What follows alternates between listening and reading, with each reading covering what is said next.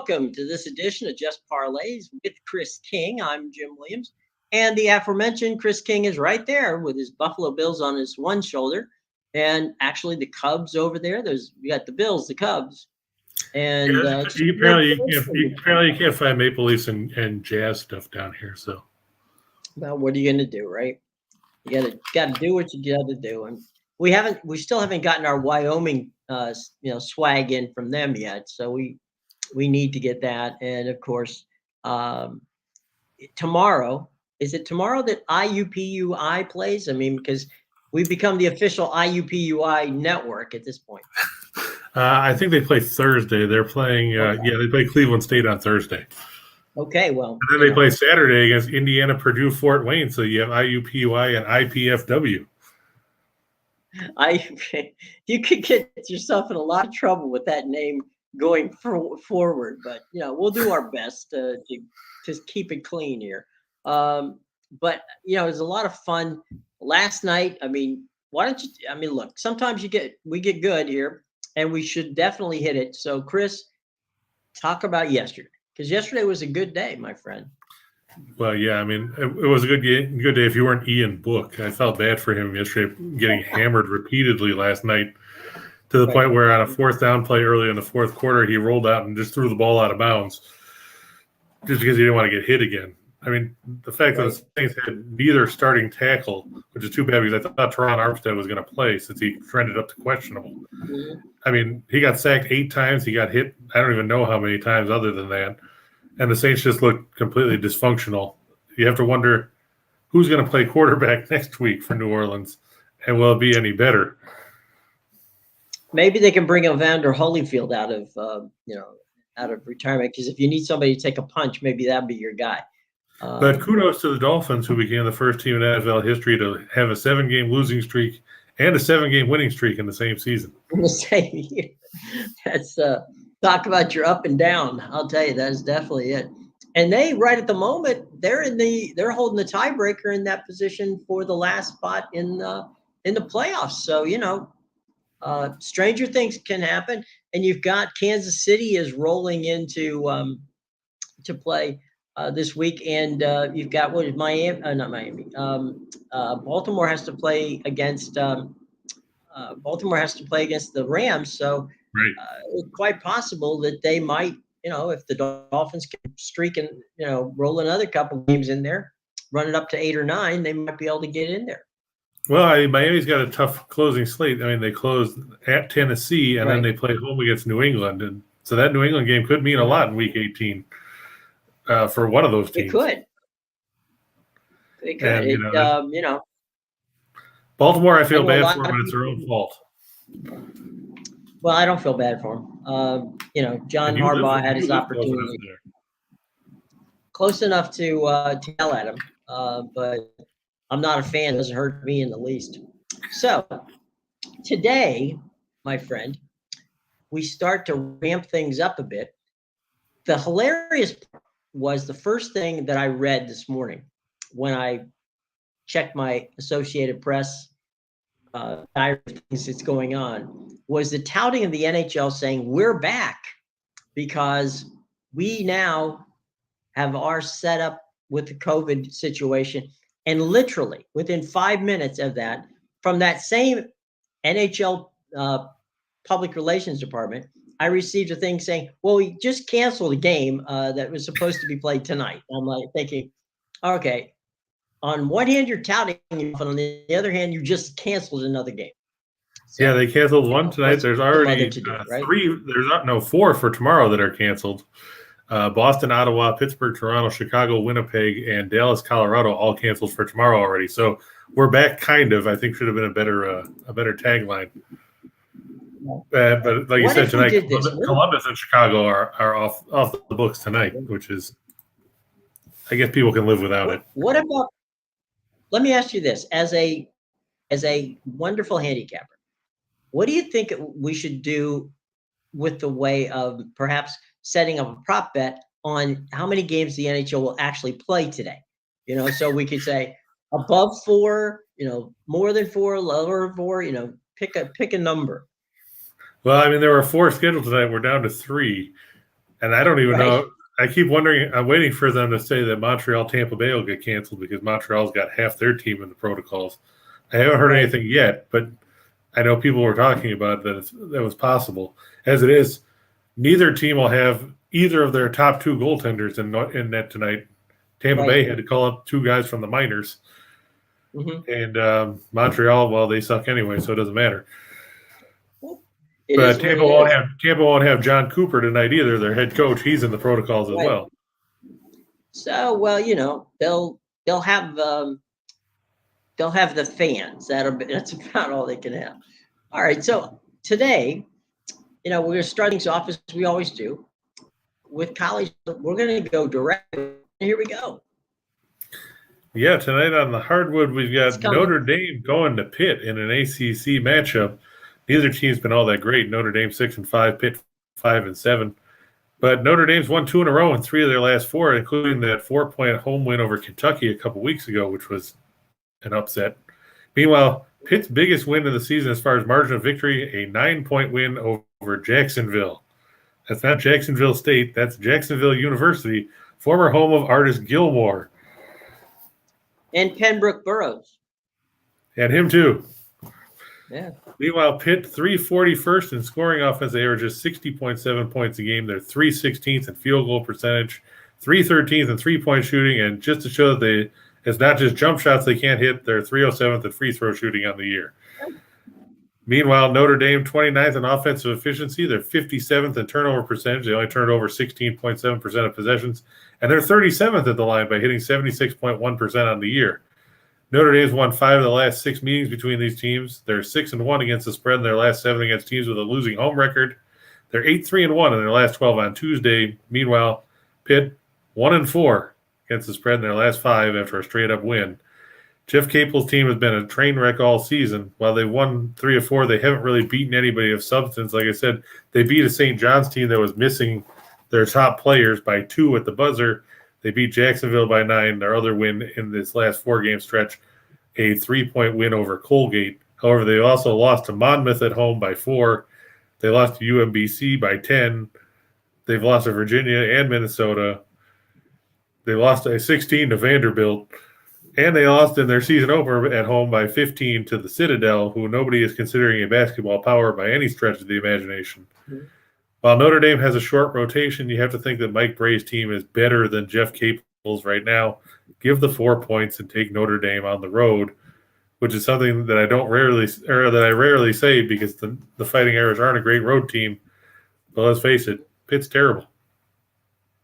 Absolutely. The other thing is, and I think it's important to note, just for historical sake, as a kid growing up, that's Jacksonville team you're talking about.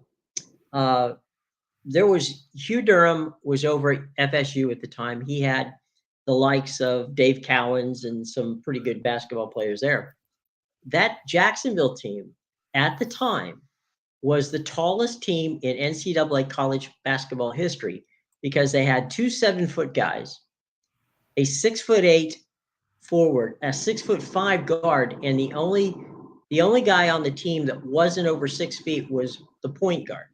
And that at the time was the tallest basketball team in college basketball. And they actually made it to, a Final Four situation against a UCLA team, which of course was coached then by the late, great Wizard of Westwood, John Wooden. So Jacksonville back in the day. The big thing about that, though, too, was that when Gilmore led Jacksonville to the Final Four, mm-hmm. What happened was Bob Lanier from St. Bonaventure had gotten hurt, I think, in the Elite Eight, so it cost them that matchup, which would have been a good one to see between St. Bonaventure or between Lanier and Gilmore. Because then you're talking about two future Hall of Famers. Right. Was Ernie DiGregorio on that team yet? Let me see. I don't know if Ernie D was there yet or not. Maybe not. You know what? I don't think he was. I think he was a little later. But let me take a look and see here on the going back in the day here. But that was a fantastic team. Yeah, let's see. The 70. Larry Weesey was their coach. I remember him. He actually was from Clymer, which was because I grew up down there. Nope. Let's see. They had Matt Gant, Greg Bubba Gary, Paul Hoffman, and Bill Callball were their 5 starters. Ernie D was not there yet. Well, one of their assistant coaches was a guy by the name of why am I blanking on it? I had it all set up, and he was Hubie Brown. Yep, I remember Hubie Brown. Good old Hubie. Yeah, Hubie started his coaching career at Niagara. So, all right, enough about waxing about Niagara. Under Dr. Jack. Yeah, Dr. Jack too. Notre Dame over the Panthers. I'm sorry, Pitt fans. You know, I like All 3 of you. Well, we used to go to Pitt games. You know, the college football games. We used to go to the college football games with kids, and then we would go back and see the Steelers play the next day. So it was the Irish and Panthers have a long history in college football back in the day, but that was then and this is now. So go ahead and hit the next slide and we'll move on over. Yeah, we're going to go to the blue turf state there. Fresno State on the road. They're going to take on Boise State. Fresno State's 10-3. Boise State's 9-4 this year. Fresno State's won 3 of their last 4. They beat Weber State last week on the road, 69-43, in a game that I did not think that they would have won, but they won convincingly. Meanwhile, Boise State's won 6 in a row. They beat Washington State December 22nd, 58-52. It's going to be a defensive struggle. Fresno State is 3rd in the nation in scoring defense. They go up just 54.9 points a game. Boise State is 17th in scoring defense. Fresno State, 23rd in field goal percentage defense at 38.2%. They're 21st in 2-point defense. One big thing, even if Boise State gets a lead here, they are terrible at the free throw line. They're 352nd in the nation, shooting 60.6% at the stripe. You have to think Leon Rice is pulling his hair out in close games down the stretch when his team can't knock down free throws, which should benefit Fresno State here. The Bulldogs 6-1 in their last 7 overall. They're 4-1 in their last 5 after an ATS win, and they're 4-1 in their last 5 against teams with a winning percentage above 600. Boise State just 2-5 in their last 7 at home against teams with a losing road record, and they're 2-5 in their last 7 against teams with a road winning percentage below 400. Fresno State's just 1-3 on the road, but that win just came last week when they won by, like I said, by 26 over Weber State. And since Boise State can't knock down free throws, put teams away, coupled with the way that Fresno State plays defense, I look for them to hang close enough to cover the line if they don't win it outright. You know, let's talk a little bit about this game from a standpoint of Fresno and Boise are known for their football teams, but they have representative basketball teams. I mean, they're not great, but they're not bad either. That's true. Boise State, I believe, was in the tournament last season. Yes, they were, yeah. And Fresno State and Boise State have been there, you know, on and off. Yeah, I mean, that's the thing. They're both good. They're good teams. They're just more of those teams from the mid majors that nobody talks about because they're mid majors. But yeah, I mean, if you go back from 2015, 16 to 2018, 19, Fresno State won at least 20 games all 4 of those years. They tailed off the last couple of years under Justin Hudson because talent left. But I mean, they're back this year. They're 10-3. You can't argue with a record like that this early in the season, heading into conference play. And like we said, Leon Rice, you know, Boise State, they won 19 games last year. They won 20 games the year before. So they've got some talent there. But the problem is nobody ever thinks of these teams because they're in the Mountain West, and you hear about Utah State and San Diego State as being the top 2 teams in that conference the last couple seasons. So they kind of get lost in the shuffle. Well, there you go. All right, let's move on from Fresno State and Boise State. We're headed to. We're going to move to St. Mary's. They're at home tonight against Yale. Staying out west.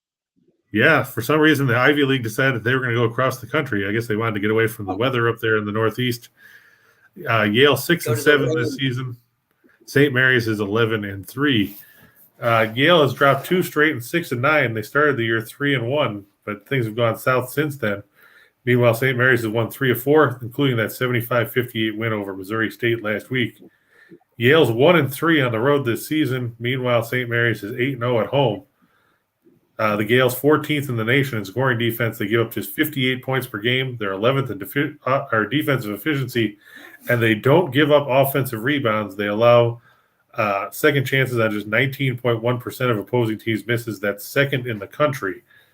Meanwhile, Yale 0-7 in their last 7 on the road against teams with a home winning percentage greater than 600. 0-5 in their last 5 on the road against teams with a winning home record, and 0-5 in their last 5 against teams with a winning record straight up. St. Mary's 4-1 in their last 5 as a favorite. They're also 4-1 in their last 5 as a favorite at home, and they're 4-1 against the spread in their last 5 at home, period. James Jones, you have to think that he'll turn the Bulldogs around once Ivy League play starts, but they've had some real issues in non-conference play, and that's going to be a problem for them here, especially going on the road. You're not used to seeing them travel out west. So St. Mary's, that's a veteran-laden team with a lot of talent and a lot of grit. Look for them to take down Yale and send the Bulldogs back east with another loss on their schedule. A lot of people, Chris, overlook St. Mary's because of Gonzaga being in the same conference, and BYU. I mean, so you look up, and if you look at St. Mary's and how they've fared against both of those teams, you got to give them credit. This is a good. The Gales are a good team. And again, it falls into exactly what you had said before, that if you look out and just watch the talent that are in some of these mid-majors, you're going to find a Gales team or somebody like that who's going to beat up on a lot of people just because, they end up playing against a Gonzaga or a BYU in the same league, and soon BYU will be gone from that league. Right. So, and at the end of the day, go ahead. Yeah, go ahead and finish what you were saying there. I didn't mean to interrupt. Well, I was just going to say that to me, Mount St. Mary's is a team that I always kind of watch because they're tournament quality almost every year. Right, and if you look at Randy Bennett's team, like you said, they're 11-3. They've already beaten Notre Dame. They've beaten Oregon, both on neutral floors.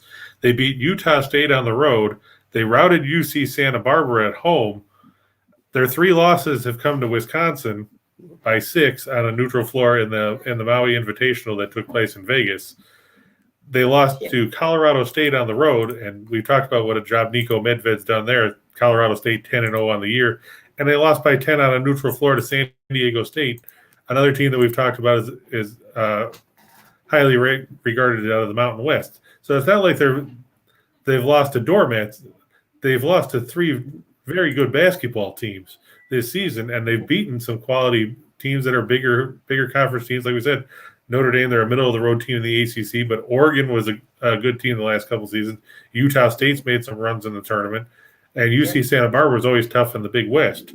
So, we're not talking about you're beating up on, the doormats of college basketball like some of these other teams that we've talked about. They're not beating up on IUPUI or Chicago State or,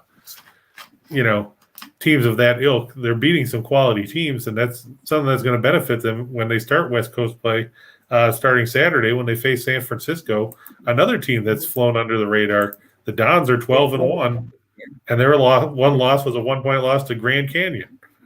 Right. Yeah, it's a good point. So are we staying in college basketball, or are we headed somewhere else now? No, we get to actually go to the ice for once. Oh, no. Wait. The ice. Oh, my gosh. My heart can't take over a week. NHL. The on for right now, Tampa Bay Lightning. Yes. Right. As of right now, this game is still going on. If it gets canceled afterwards, well, blame Gary Bettman. Tampa Bay, I like going with the puck line -1.5 over Montreal. The Canadiens 7-21-3 this season. Tampa Bay 26-4.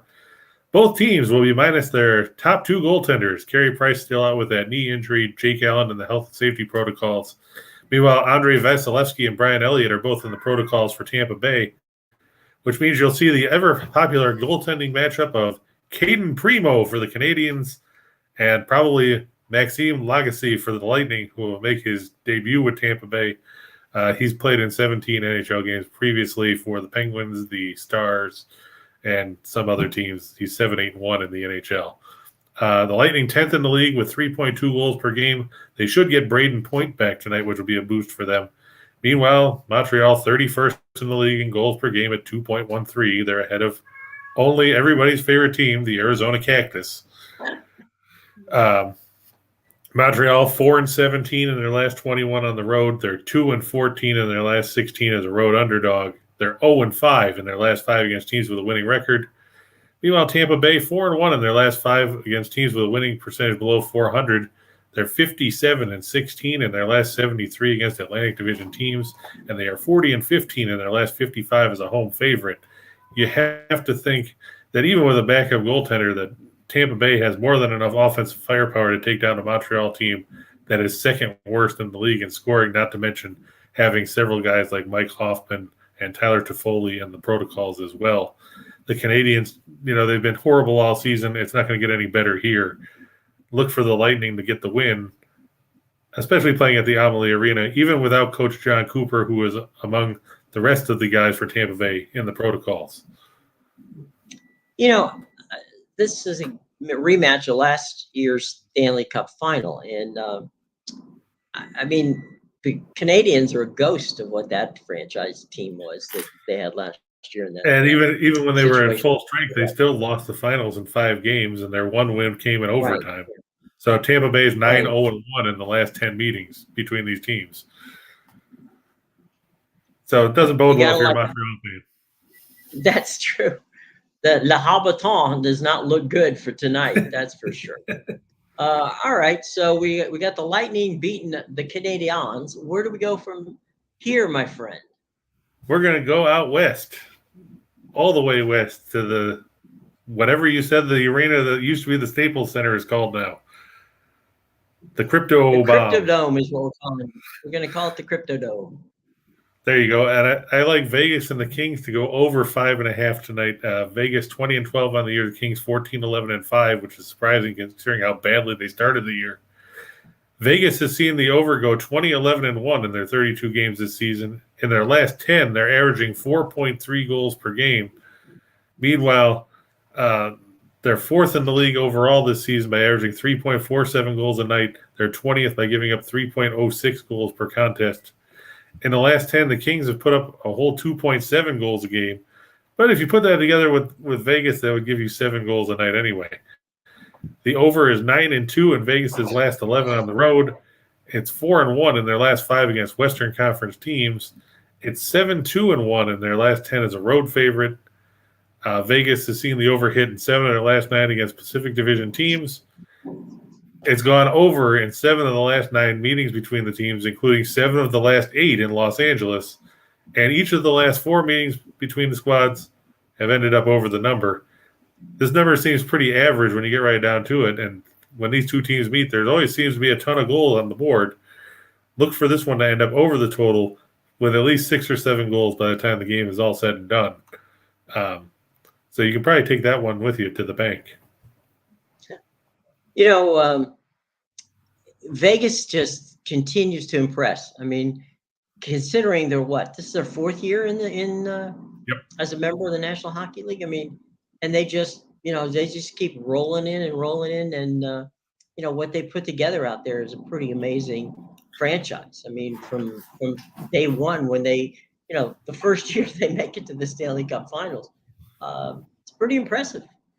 It is. And like you said, they've got what'll happen. What we'll have to see what happens is how they handle the salary cap now that some of these guys will be coming up on for new deals and things like that.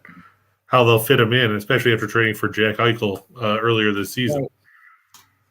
Well, you got George McPhee, who's the general manager and president of hockey operations out there. McPhee is a pretty savvy guy, and he has done very well. We'll see. As you say, there's nothing worse than cap hell, which comes up, and right now, at the end of the season, that's certainly going to happen for the Knights. But so far, so good. 4 years out there, and they've actually, frankly, done better than anybody out west on a consistent basis in recent years over the 4 years they've been in existence. Yeah, you can't complain about what they've done by any stretch of the imagination. And, you have to feel bad for some of these other teams that have been around for a while but haven't been able to sustain any kind of success because it makes them look worse. The original eight. Yeah. Yeah. take Vegas over the last 4 years against the Rangers. Right. I mean, come on. It's it's not been a good situation for Or any the stretch of Blackhawks, for imagination. that matter. That's a good point. Yeah, the Blackhawks as well. So look, Or McPhee, you're doing Detroit, a good because job. Detroit's been a dumpster fire for several years now. That's true. That's true. But look out, we also got our buddy Bruce Boudreau up north there. So, look out. Here comes here comes the Vancouver Canucks. Gotta keep an eye out for Brucey's boys. All right, so we've been to Tampa, we've been out to the Crypto Dome, and now for the final game of the night, where are we going, boss? San Jose. Do we know the way to San Jose? Yes, we do. Unfortunately, the Arizona Coyotes probably don't, or if they do, they'll find their way right back out. The Coyotes on the road tonight face the Sharks. I like the Sharks with the puck line plus 115 over the Coyotes. Like we said, Arizona 6-21-2 this season. They're just 4-11-1 on the road. The Sharks, they're treading water at just over 500, but they've got James Reimer in net tonight. He's played very well for the Sharks. Meanwhile, even after beating Anaheim 6-5 in an overtime road win December 17th, and what was probably as many goals as Arizona normally scores in a month, they've still lost 8 of their last 10. Even with that offensive bonanza that just boosted the Coyotes up to 1.93 goals a night, which is still last in the league. They are also last in goals against at 3.69. While the Sharks are only 27th in goals per game at 2.6, they're 14th in goals against. The Coyotes 19-44 in their last 63 on the road. They're 14-39 in their last 53 as an underdog. They're 2-8 in their last 10 on Tuesday. Sharks have won 5 of their last 6 Tuesday games. They are 5-2 in their last 7 against teams with a winning percentage below 400. And the home team has won 5 of the last 7 meetings in this series. Let's be honest. Like I said, Arizona scoring 6 goals is an aberration. If you go back, I don't think they scored that many all season. Look for the Sharks to come up with the victory in this one, as Arizona is atrocious on both ends of the ice. The Shark Tank is a fun place to watch a hockey game, and they're loud, and they've got a good fan base. San Jose definitely has a good fan base. They need to get a better name for the arena than the SAP Center, though. Right. Well, what are you going to do?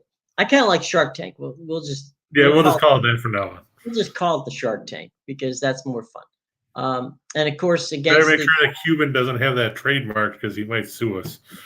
That's true. We don't want that. But that's what they call it. So if they call it that, I think we can get away. Yeah, that'll work. So yeah, it's they're playing against our favorite doormats, the Coyotes. So why not take the San Jose Sharks and go from there? Now we head to the hardwood again, only this time to the association. Correct? That is correct.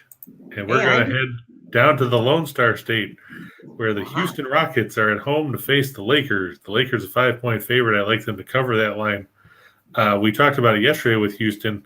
Yesterday was a 3-game skid. Now it's a 4-game skid. They got pasted 123-99 by Charlotte last night on the road. So they've lost 8 of their last 10 after that 7-game win streak they had. Houston is absolutely horrendous in the second game of back-to-backs this season. They're 0-5. They've been outscored by 15.8 points per game in those situations, scoring 104.8, but giving up 120.6 points per game. Against Western Conference teams, Houston isn't a whole lot better. They're 4-13. They've been outscored by 7.5 points a game in those contests. They'll be without Kenyon Martin Jr., Jay-Sean Tate, Garrison Matthews, and DJ Augustine. They're all in the health and safety protocols. The Lakers are without Anthony Davis, of course, with that MCL sprain. He'll be out until sometime in January. Kendrick Nunn out with an ankle injury, while Rajon Rondo, Trevor Ariza, Austin Reeves, and Kent Bazemore are all in the health and safety protocols. But the great thing about that is you don't have to watch Rondo try to shoot jump shots because he's the he's the prototype that they built Ben Simmons around. Only he's taller, or Simmons is taller, because neither one of them can hit a jumper to save their lives. The Rockets 0-4 against the spread in their last 4 overall. They're 0-4 in their last 4 after allowing at least 100 points. They're 0-4 when their opponent gives up at least 100, because the Lakers, of course, lost 122-115 to the Nets on Christmas Day. The Rockets 0-6 in their last 6 as an underdog. The Lakers have gone 4-0 against the spread in the last 4 meetings between these teams in Houston. They've won the last 5 meetings overall. Look for the Lakers to get the win here and keep Houston spiraling at the bottom of the Western Conference standings with yet another defeat. Oops. And I went ahead. That's okay. That's all right. You can pop ahead. I swear to God, I thought Trevor Ariza had retired. He might as well have. Okay. Played like 2 games this season. Yeah, maybe he's semi-retired. But with the Lakers, you're never sure. I mean, half the team that they've got, are guys that you're sitting there going, aren't they out of the league, or shouldn't they be out of the league? One or the other. Yeah, I mean, they just signed Darren Collison out of retirement. And they decided not to give Isaiah Thomas another 10-day contract, but they signed Collison out of retirement. I thought you were going to tell me that they got Drew Brees. Not yet. I think he's still busy playing golf. Yeah, he's still out there in Hawaii on his bare feet. All right, the Sixers. And the Sixers are going to. Yeah, they're going to go north of the border to face the Raptors at the Scotiabank Arena. Toronto was absolutely pasted by Cleveland on the road Sunday night, 144-99, in a game that probably, sadly, wasn't even that close. The Raptors. Let me stop you for just a second. Sure. Is it possible that that's the most points Cleveland has ever scored in a basketball game? I mean, when I saw that, I thought it was a misprint. I'm like, Cleveland scored 144 points. Proceed. See. I'm sorry to interrupting you. The most points that Cleveland ever scored in a game, well, of course, it was a quadruple overtime game. They beat the Lakers 154-153 on January 29th, 1980. So that would have been Magic Johnson's rookie year in the league. Yeah. Wow. So that would have been an interesting game to see. Yeah. Let's see who the leading scorer was in that game. That would be interesting. It'll probably be some guy that we don't really remember. Yeah. Let's see. They also scored 148 against the Heat a few years ago in a 148-80 victory, which stood as the largest margin of victory until that Memphis-Oklahoma City game earlier this year. Right. Yeah. Let's see. That game, let's see. See if I can pull it up. 1980, here. Huh? Yep. Was Wilkes on that team? He might have been. Or James Worthy? No, Worthy hadn't even been to college yet, I don't think. Oh, okay. That's right. It's 1980. Gosh. Okay, the leading scorer for the Lakers in that game, Kareem Abdul-Jabbar, 42 points, 17 rebounds, 7 assists, and 8 blocks before fouling out. That was a fair guess. I mean, yeah. Oh man. Magic Johnson had 30, 11, and 8. Whoa. Jamal Wilkes had 23 and 14 for the Lakers before he fouled out. So Silky and Norm Nixon had 20. Norm Nick, I forget. Man, there's a name I forgot. Spencer Haywood 14, Michael Cooper and Jim Jones each had 12. Jeez. The leading scorers for Cleveland in that game, Mike Mitchell had 34, Dave Robish had 32, Randy Smith, formerly of Buffalo State and then the Buffalo Braves, 31 points and 10 assists. Kenny Carr had 23 and 12, Bill Willoughby 16 and 10, and the ever great Foots Walker, 8 points, 7 rebounds, and 18 assists. Wow. For Cleveland. That sadly raised the Cavaliers' record to 23 and 31, while the Lakers were 37 and 17 at that point. Right, yeah. Played at the Richfield Coliseum, huh? Yep. All right. Wow. So there's your historical moment of the day. Yeah. Anyway. Back to this game. The Raptors won't have Goran Dragic, who's been out since last month and isn't with the team. Meanwhile, Dallin O'Banton, Fred VanVleet, Malachi Flynn, Precious Achiuwa, Scotty Barnes, OG Anunoby, Isaac Bonga, Justin Champagne, and David Johnson are all in the protocols. Vince Carter and Tracy McGrady and Muggsy Bogues decided that they weren't going to come back and play. And no Pascal, truth to the rumor Justin Trudeau is suiting up for the Raptors. Pascal Siakam, Gary Trent Jr., and Kem Birch are all questionable tonight for the Raptors. So they might get at least a little bit of player depth back. Philadelphia expected to be without Andre Drummond, Shake Milton, and Danny Green. They're all in the health and safety protocols. Philadelphia coming in off a 117-96 drubbing of Washington on the road Sunday. The 76ers 9-2 against the spread in their last 11 on the road against teams with a losing home record. Toronto 7-18-1 against the spread in their last 26 as a home underdog. They're 2-6 in their last 8 on Tuesday, and they are 2-8 in their last 10 games playing on 1 day of rest. With all those pieces missing for the Raptors, you have to think that Joel Embiid and Tobias Harris can pretty much have their way inside against Toronto, because you're going to be relying on, even if Siakam plays, he's going to be probably on a pitch count minutes-wise. And Chris Boucher doesn't have the size to keep up with somebody like Embiid. You have to take the 76ers here, given the points, as Toronto has been brutal at home. They come into this one just a 7-9 as a home team this season, which doesn't bode well, especially when you're missing so many pieces. I'm surprised that the line's still only at 6.5. I figured it would have been higher by now. Look for Philadelphia to get the win there and make it back-to-back road victories. Maybe the Raptors ought to go back to Amalie Arena in Tampa and play their games. Well, they had more success there. Maybe they can get some players. Yeah, that would help. Maybe they can get some of the Lakeland Magic to show up. Right, yeah, we can just have them drive down. It's an equal distance between Tampa and Orlando, so yeah, maybe they could. But yeah, after you lose by 45 to Cleveland, it just doesn't bode well for your chances against a team like Philadelphia. You think? Yeah, there you go. All right, where are we going next? We're going to go to the Twin Cities. Oh boy. The Knicks facing the Timberwolves. The Timberwolves, they're playing a second game of back-to-back. They beat Boston 108-103 yesterday. Minnesota is likely without Patrick Beverley. He is questionable. He's trying to get back up to speed after being in the health and safety protocols. D'Angelo Russell, Anthony Edwards, Jared Vanderbilt, Karl Anthony Towns likely to miss this game. The Knicks won't have Kevin Knox II, Nerlens Noel, Lucas Samanic, or Jericho Sims. They're all in the health and safety protocols. The recently signed Daniel House Jr., who Houston let go, is out with a finger injury. Derrick Rose actually had ankle surgery. He's out probably until February, which all that meant is Kemba Walker got to play basketball again instead of sitting on the bench getting paid for doing nothing. He had a big game on Christmas Day.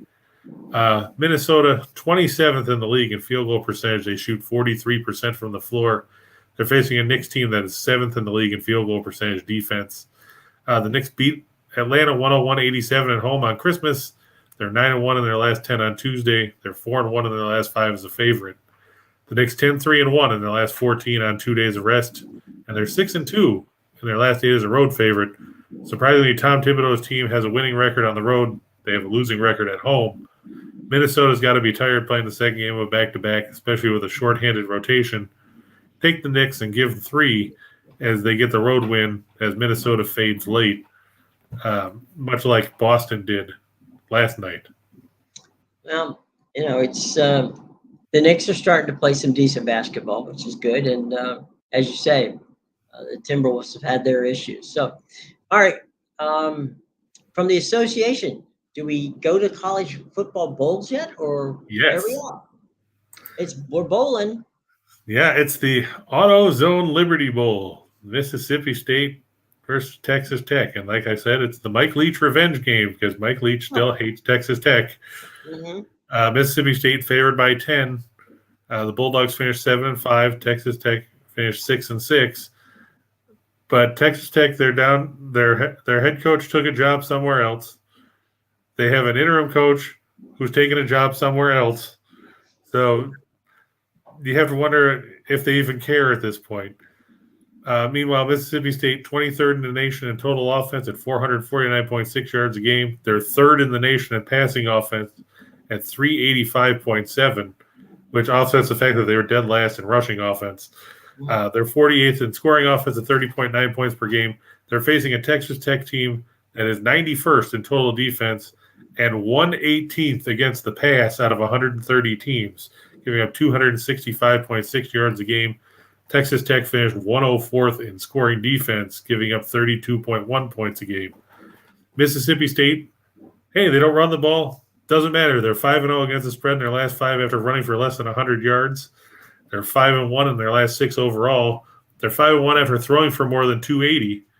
And they're 5-1 in their last 6 after an ATS loss. Remember, they lost to Ole Miss in the Egg Bowl in their regular season finale. Meanwhile, Texas Tech, 1-5 in their last 6 in December, 1-5 in their last 6 against SEC opponents, 0-5-1 against the spread in their last 6 following an ATS win. If Mike Leach could hang 100 points on this one, he would. He has no problem trying to run up the score just to stick it to Texas Tech.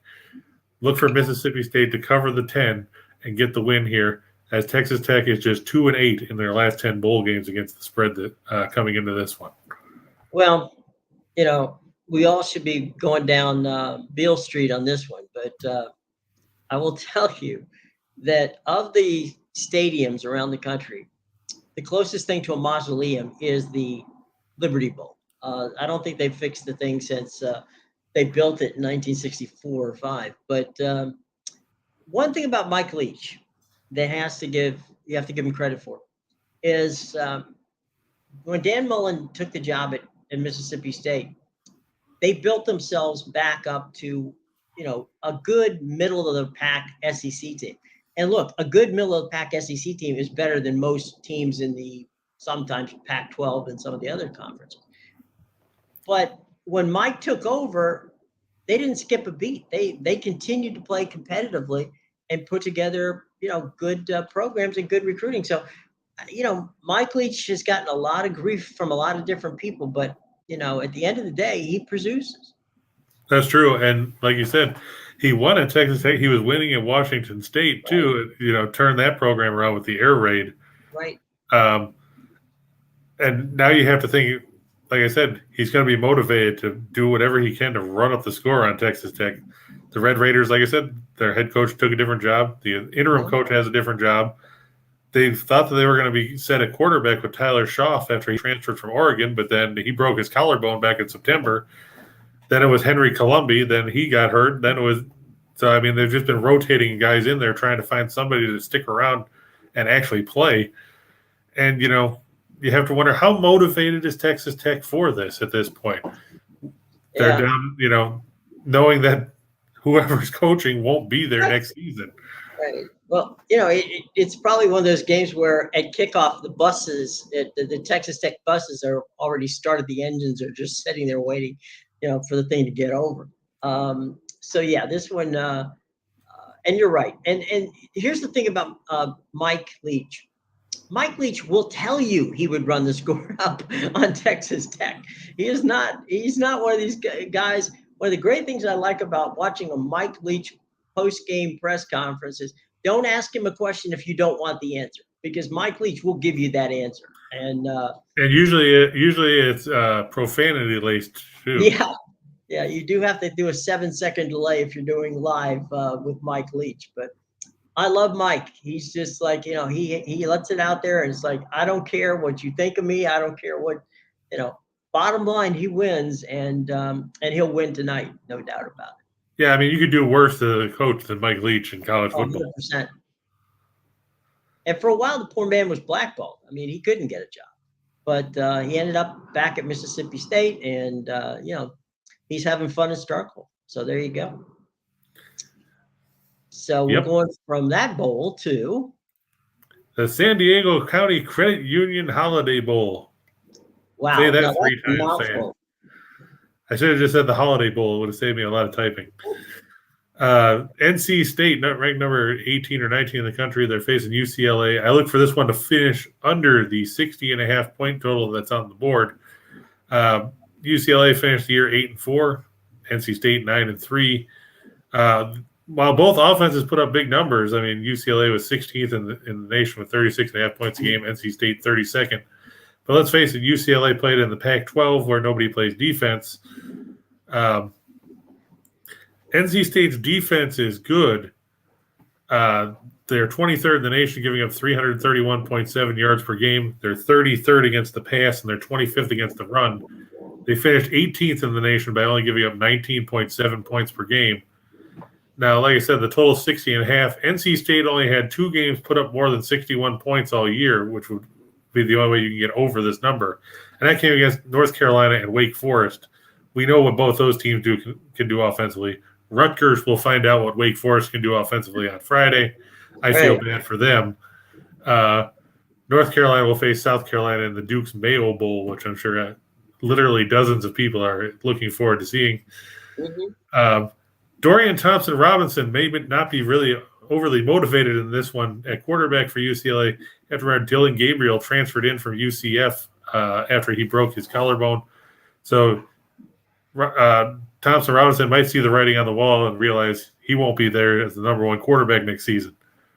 The under is 19-6-1 in the Bruins' last 26 after giving up less than 275 yards in their last game. It's 19-7 in their last 26 after scoring more than 40.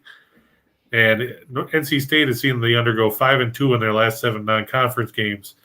I'm not saying that we're not going to see points here, but I think 60.5 is a little bit too high. Look for it to fall somewhere in the 50s, ending up short of the number. I saw a lot of UCLA this year, and DTR, as he's known out in UCLA, he was not a bad quarterback. I mean, the kid can run. He's got a decent arm. They couldn't protect him to save their life. I don't see how Gabriel's going to get any better from that. But this is not the normal high-octane, up-tempo Chip Kelly offense. This was more of a traditional offense. And when they played tempo, DTR could play tempo. And I was surprised. I guess the reason they didn't play tempo is because they didn't have enough of the characters around him to play it the way Chip likes to play. I've got no clue as to what NC State is because, to be honest with you, the ACC this year was so terrible. It's really hard to gauge how good are they. It was for me anyway. Well, I mean, they beat Clemson. They lost to Wake Forest by 3. They beat NC State or North Carolina. I mean, but then they also lost to Miami. So I mean, you have to wonder, what to make out of. I mean, they're a ranked team. I mean, let's not take that away from them. But there's a whole bunch of teams that are ranked that probably aren't necessarily all that great. Right. But I don't expect as many points as people are thinking here, just because of the fact that their defense was better than probably anybody that UCLA has faced defensively this season. Like we said, the Bruins played. Let's say they beat Cal. They beat USC. They beat Colorado. I mean, probably the best defense they faced was Utah, and they only scored 24 points in that game. Right. They scored 24 against Washington, and Washington was not a good team this season. And they lost to Arizona State, and Herm Edwards will be the first to tell you his team wasn't all that great either. That's true. And they're playing at I think their game's at Petco Park tonight. So it's in many ways a UCLA home game because they get a lot of kids from San Diego who go to school at UCLA, play at UCLA. So we'll see. And that's a long trip over from North Carolina State. But look, anytime you can hang out in San Diego, it's not a bad thing. So it'll be fun to watch. I don't know. I as I said, I've seen a lot of UCLA this year. I think you're right on the absolutely right on the. There's not going to be a lot of scoring here. As to who wins, I would lean UCLA personally, but it's not going to be a big time. We're talking like both teams under like 24 to 17 or something like that. I don't think we're looking at a big number at all. But I will say this: it's probably going to be a good football game to watch. It'll be better than last night's Monday night game. Oh, by 100%, absolutely. Yeah. Take that one to the bank. So there you go. You can bet on that, folks. The Holiday Bowl will be better than last night's Monday night game. Right. Take it to the bank. Take that to the bank. Right.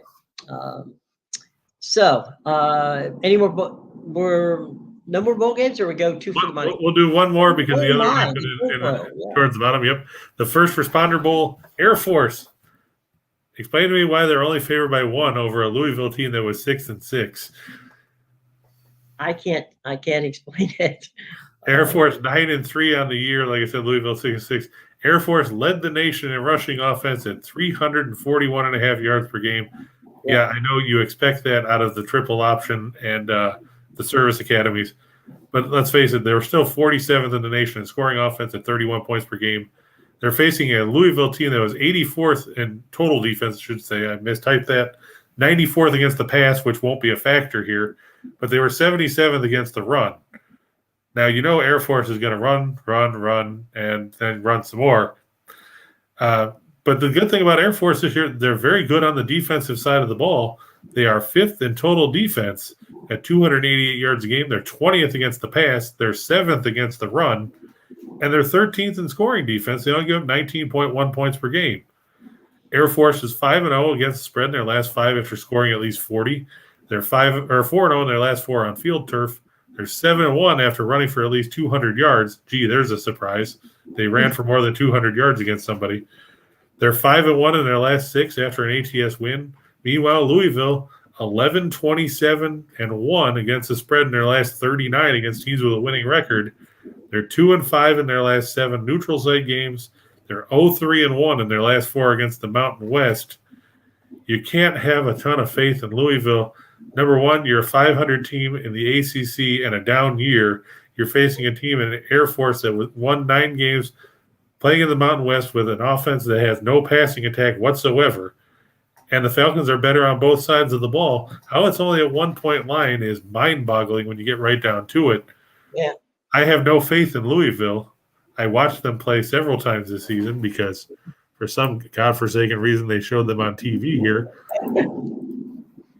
And they're not all that great. They've lost some of their key weapons offensively. And if you look, they gave up 52 to Kentucky. Their 2 wins down the stretch, they beat Syracuse, whoop-de-doo. And then they had that game against Duke where we joked that Duke's defense was socially distancing because they let Louisville score 62 points. Right.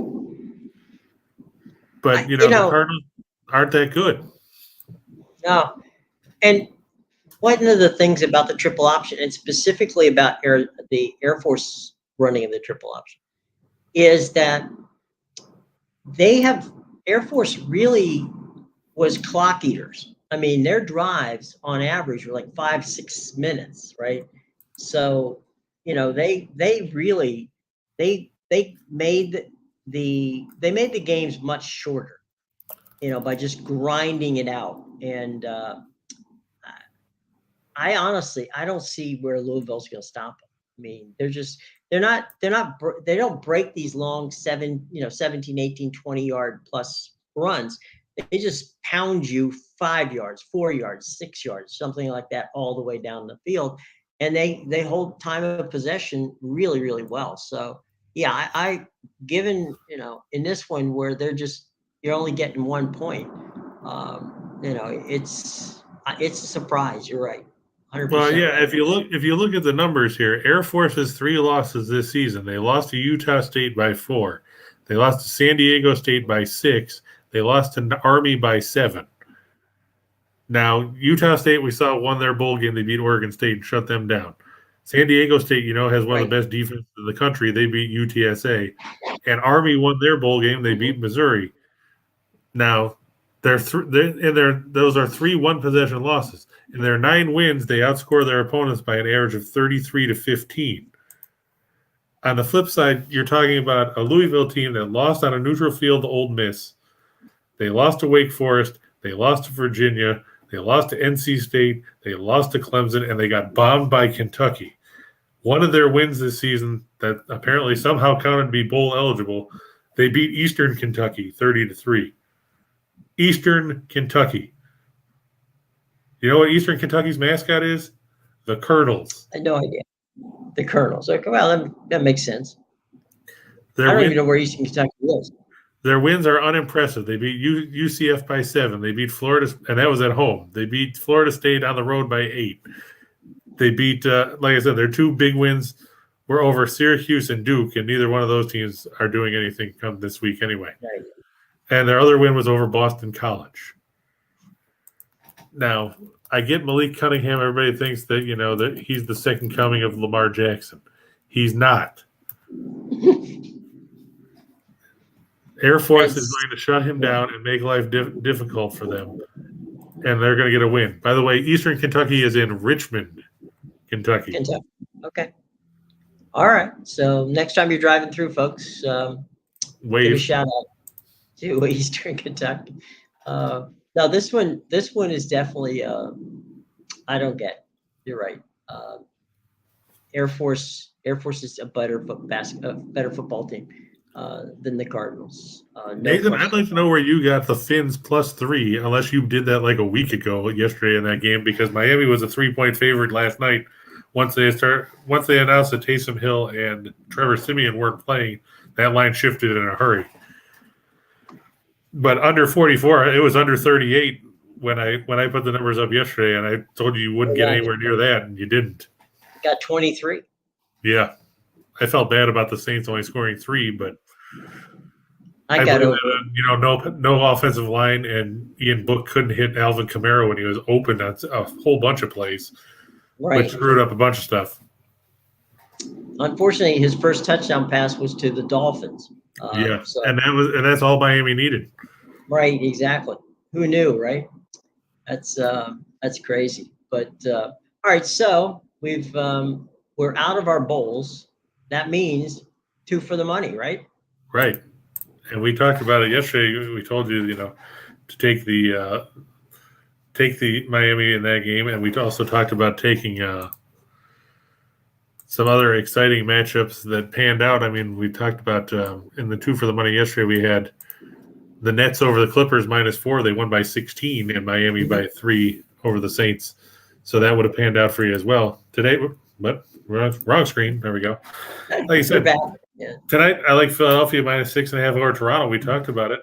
Toronto was bombed by 45 by Cleveland. They're -3/4 of their rotation. Philadelphia is relatively healthy when you get down to it. With Embiid and Harris back in the lineup, that's a plus for them. Look for them to get the win. The Lakers over Houston, we said Houston's lost 8 of 10. They're playing the second game of back-to-back where they're atrocious. They're 0-5 in those situations. Lakers have lost 5 in a row, but if you're going to get right, this is the place to do it. Mm-hmm.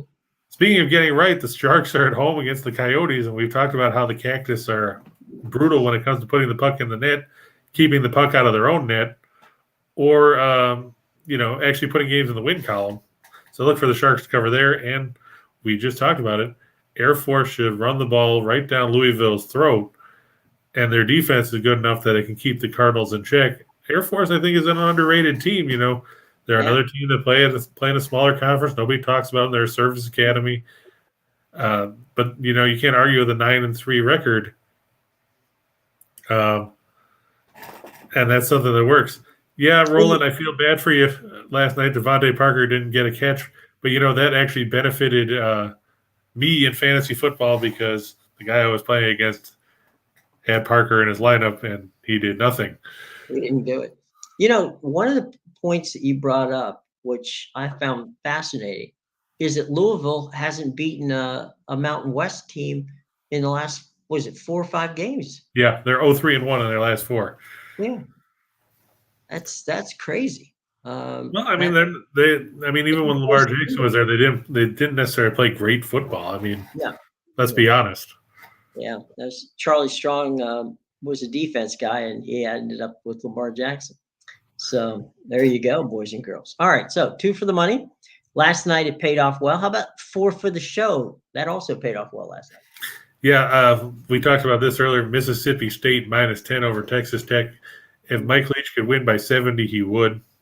And he might. The Red Raiders have nothing going for them right now. They have, like I said, they lost their head coach. They lost their interim coach. Mm-hmm. They don't have their starting quarterback. They're horrible defensively. Mississippi State loves to throw the ball. What a surprise. It's a Mike Leach team. They should throw all over the Red Raiders. And like we said, I wouldn't surprise me if Leach keeps Will Rogers and his starters in there well into the fourth quarter, even if they're up by multiple scores, just to just to pile it on. The Knicks -3 over Minnesota. The Timberwolves, like I said, they're playing the second game of a back-to-back and missing several players. Notre Dame on the road over Pitt, -4. Pitt, like I said, their highest margin of victory was a 9-point win over Jacksonville, which doesn't really move the needle all that much. Notre Dame, they've won 3 of 4. They beat Kentucky. They're coming off a win over another team that nobody cares about, Texas A&M Corpus Christi, which, doesn't move the needle a whole lot, but you take the wins where you can get them. Pitt has struggled to do that this season. And then Vegas over the Kings going over 5.5. Like I said, it's gone over that number in 7 of the last 8 meetings in Los Angeles, each of the last 4 overall, and 7 of the last 9. Vegas is averaging 4.3 goals a game in their last 10. It's tough to stop a team that can roll 4 scoring lines out there on a night-in, night-out basis. So look for this one, even with Jonathan Quick in net for the Kings, to go over that number. Even if it's 4-2, that still pushes over 5.5. Mm-hmm. So, all right. We've gone 2 for the money, 4 for the show, and now here's our opportunity to take a look at a menu which you can choose from. Don't have to take them all, but mix and match. There's plenty of good stuff here. So let's go all out and shot in the dark, going big. Yep, we got Minnesota -5 over West Virginia in the what's that bowl they're playing in Arizona now? The toilet bowl. One? Yeah, there's a number of them, but no, it's the Guaranteed Rate Bowl. That's right. Okay, fair enough. Yeah, Minnesota was 8-4, West Virginia 6-6. The Mountaineers, they haven't really impressed anyone. I mean, they barely beat Kansas in their regular season finale. I like the Golden Gophers there, even though Tanner Morgan hasn't done a whole lot throwing the ball, which is strange considering all the success he had last season. I know Rashad Bateman's gone and everything, but still. In that, the San Diego Credit Union or County Credit Union Holiday Bowl, I like NC State -2 over UCLA. Like I said, I'm just concerned about Dorian Thompson-Robinson mentally checking out there, and NC State's defense is better than anything UCLA has faced this season. So I look for Devin Leary to carry the offense of the Wolfpack to a win in that one. Fresno State, like I said, +5 over Boise State. Boise State, yeah, they've won 6 in a row, but they don't shoot well at the line, which can keep Fresno State hanging around.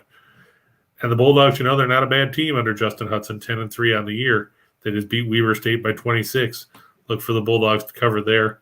St. Mary's, like we said, -12 over Yale. The Bulldogs, they don't usually go out west, and the Gales are a battle-tested team. They've beaten some good quality programs already this season. Yale has struggled, losing 6 of their last 9. If you're really, really bored, you can pick Baylor over Northwestern State. Yes, that's not a typo. It's 38.5 points. But let's face it, Baylor is the #1 team in the nation for a reason. They're 5th in offensive efficiency. They're 4th in defensive efficiency. They beat Elkhorn State by 37 the other day. They beat Arkansas Pine Bluff by 45. They beat Stanford by 38, Central Arkansas by 45. Meanwhile, if you look at Northwestern State, the Demons are 3-10, but their 3 wins this season over non-Division I teams. They beat Champion Christian, Dallas Christian, who we told you to take Texas A&M -$3 billion yesterday over them. Texas A&M won by 50, so that's a win. 50 billion. And they also beat Southwestern Adventist. So, yeah, those are 3 basketball powers for sure. When you get right down to it, Northwestern State 0-10 against Division I teams. They've lost by 18, 7, 47, 19, 30, 4 to Stephen F. Houston, 41 to Houston, or Stephen F. Austin, I should say, 41 to Houston, 13 to Louisiana Monroe. They lost by 40 to LSU. They lost by 19 to Texas A&M. Baylor should win that one. And sadly cover the line as bad as it is. Maryland by 21.5. Danny Manning coaching now after Mark Turgeon left. They're facing a Lehigh team that is 1-9 on the year. Look for Maryland to cover the line there. In the NBA, Cleveland has played good basketball. Like we said, they beat Toronto by 45 the other night. Look for them to go down to the Big Easy and beat the Pelicans. Golden State is 16-2 at the Chase Center this year. facing and Denver isn't. facing Denver. Denver's 8-10 on the road. Draymond Green did it under the protocols today for the Warriors, but I still think Golden State's got too much talent. If you didn't want to play the over on the Kings Knights game, you could take Vegas at minus 145 straight up. Vegas has played very good hockey of late. The Kings have been up and down. And like we said, Vegas scores a ton of goals.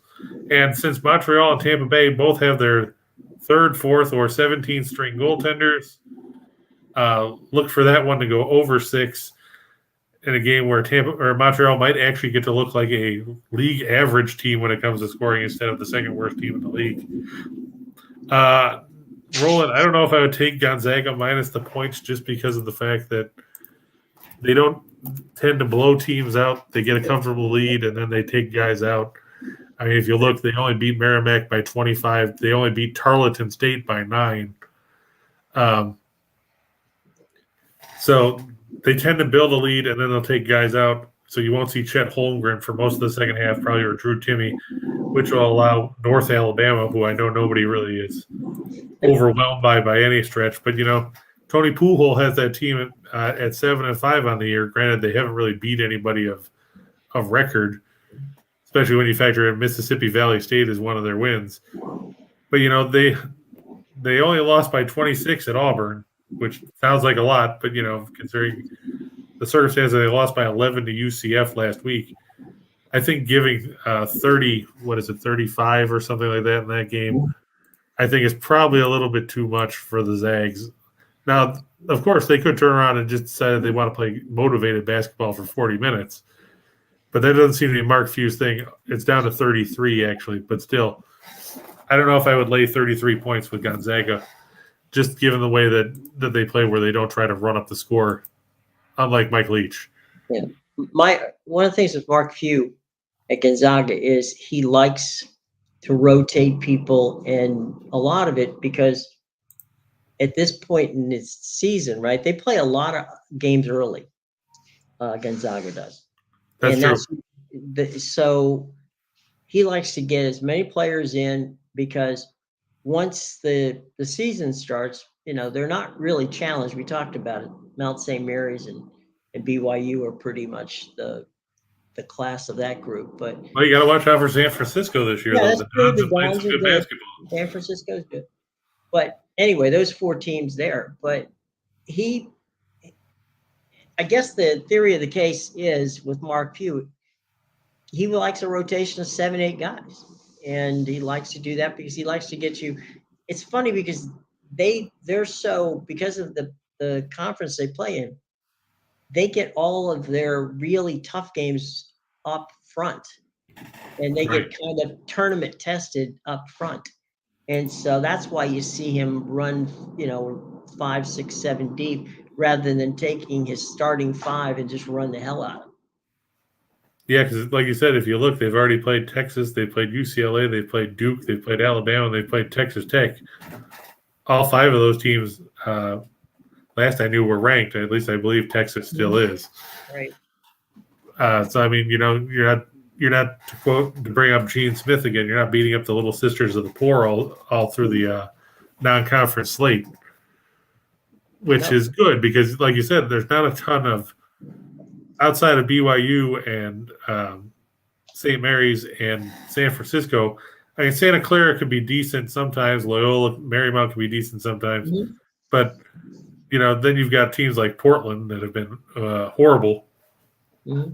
And Pacific isn't a whole lot better. So, and Pepperdine is on the downswing now. So the West Coast Conference isn't, as much of a challenge for Gonzaga as their non-conference slate is. Right.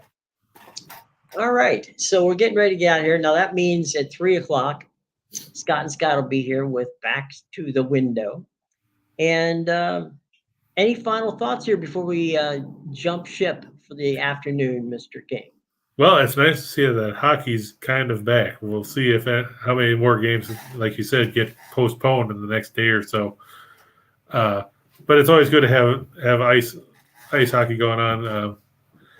It gives you another thing to talk about. It gives you another thing to watch on TV, especially if some of these games get horrible. Obviously, fade the Raptors. the best advice I can give you. Fade the Raptors here, and fade the Rockets, because Houston has gone right back to playing horrible basketball after that 7-game win streak they had earlier this year. Think about this: the Rockets won 7 in a row.